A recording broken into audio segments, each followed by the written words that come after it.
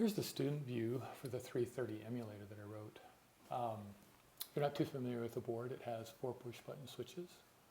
It has 4 slide switches. These are dark black here. It's hard to see them, but they slide up and down. And there are 4 LEDs here. Those are the things that the students use for interacting with their programs. And then you have a 320 by 240 LCD display that's covered with a touch resistive screen. So this is representative of the second lab they're doing right now in the class. And the idea is that when the switch slides up, they illuminate the LED. Very simple stuff, but good place to get started. That's the first half of the lab. The test switches over to the second part where they exercise the buttons. In this one, it's a little bit harder. And so with each push of the button, they're to draw a corresponding box with a label on the screen. And the emulator lets you pretend that you have multiple fingers. If you hold the shift key, then the button's locked down.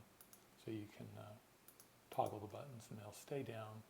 And then this particular test ends when they push that last button. So that's the end of that test, or that lab rather. This is lab 4, or the clock lab, where the entire lab is implemented on the touch screen. So here they learn how to use the touch screen, and the touch screen is supported with mouse clicks here. So you click it, you touch the screen to get the clock running. And again, this is their lab running on top of my emulator. And you adjust time by clicking on the corresponding touch region. So I'm clicking the down, and if you can do this with your finger if you're on the board.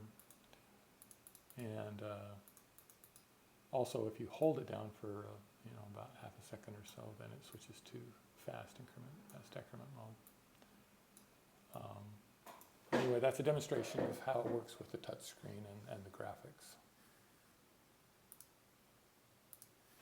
Here's a demonstration of a more complicated program that they write called Simon, where this is the game where you have to follow the patterns that the computer provides.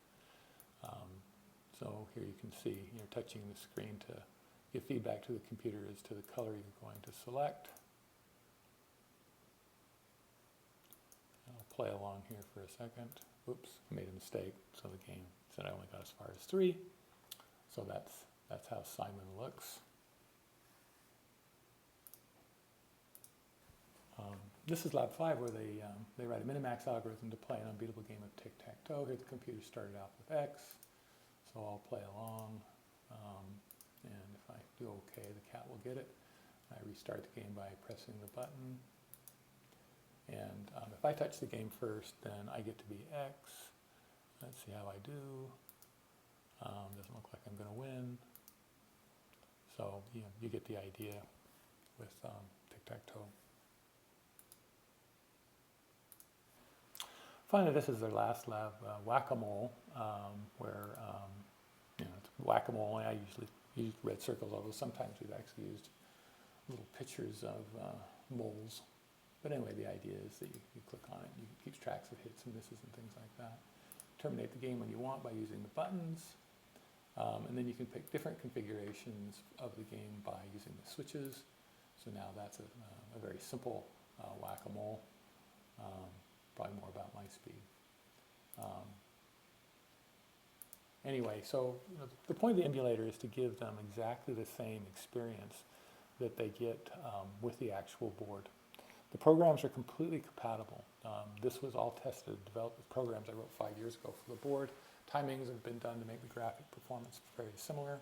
Hardware timers have been implemented as well, and they are quite accurate. So, so far, we're pretty impressed with what it can do.